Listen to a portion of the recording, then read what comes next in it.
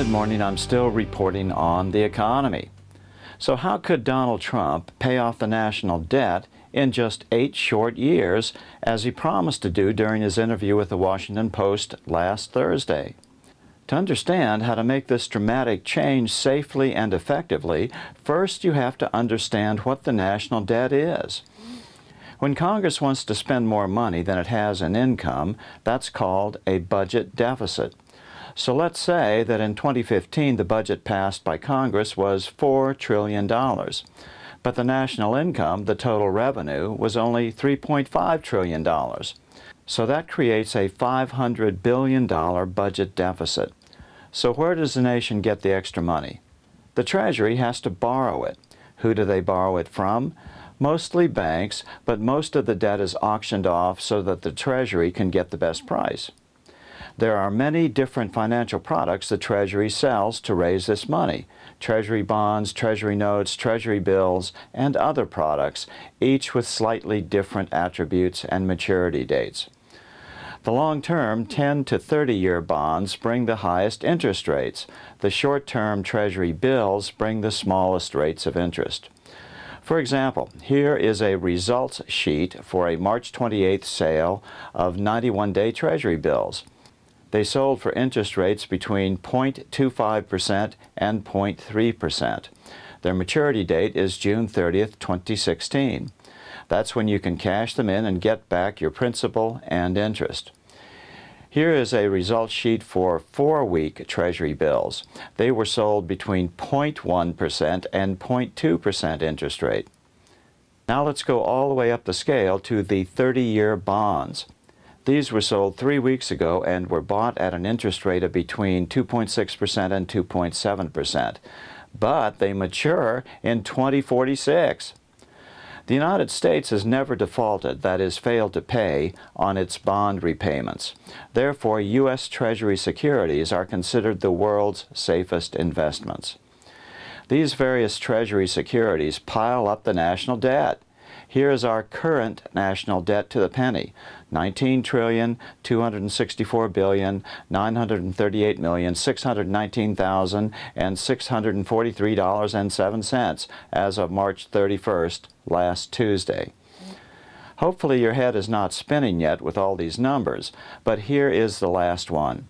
How much interest are we actually paying on all this borrowing? Well, it varies wildly from year to year, but here are the last 5 years. It has varied from about $360 billion to $454 billion. That's almost as much as we spend on the entire Department of Defense.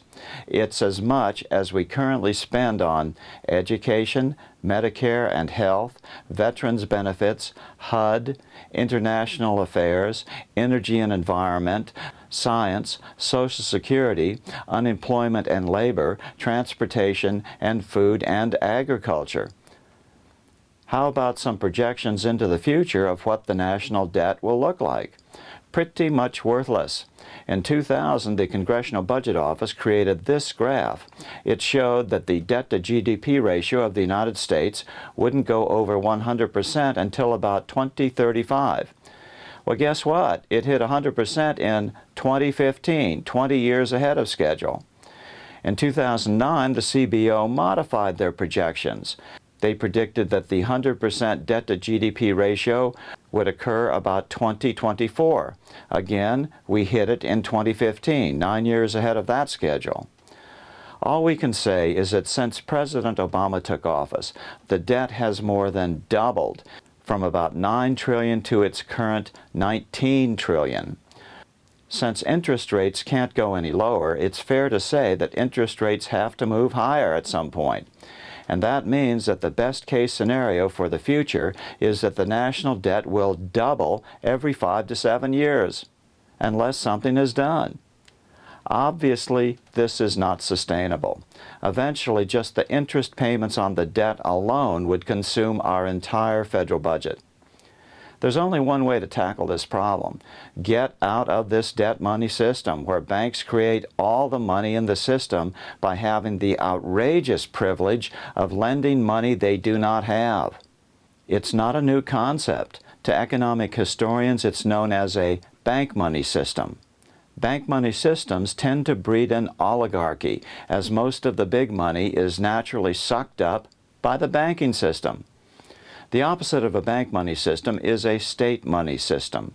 State money is money created by the Treasury for the benefit of all citizens equally, not favoring one class, the banking class.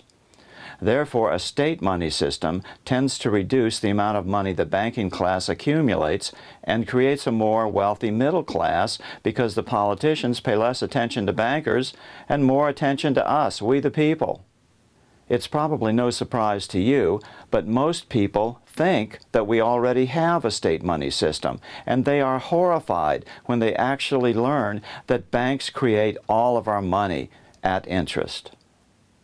A state money system then sells the nation's money to the banking class to lend out to us. It doesn't kill the banks, it just creates real competition between them. President John Adams considered any private issue of money a monstrosity and a fraud on the public. He was right. In the mid-1930s, at the depths of the Great Depression, a group of American professors of economics tried to persuade President Franklin D. Roosevelt to adopt the state money system to get out of the Depression. Leading this group was Irving Fisher, Professor Emeritus of Economics at Yale University, one of the most respected economists in the world.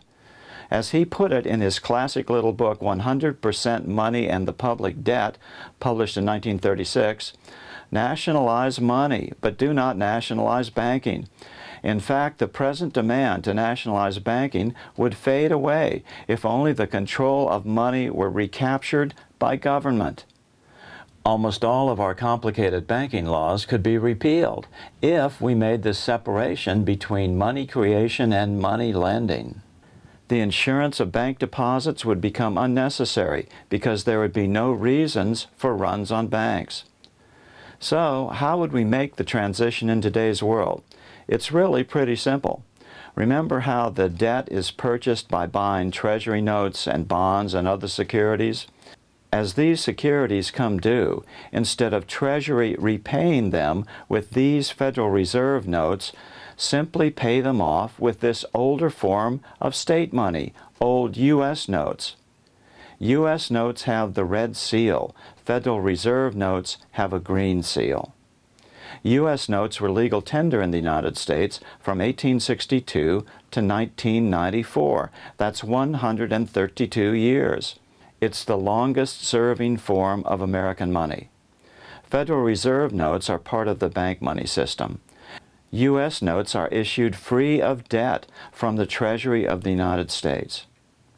Other than the color of the seal, they look exactly the same, but one increases the national debt, the other does not.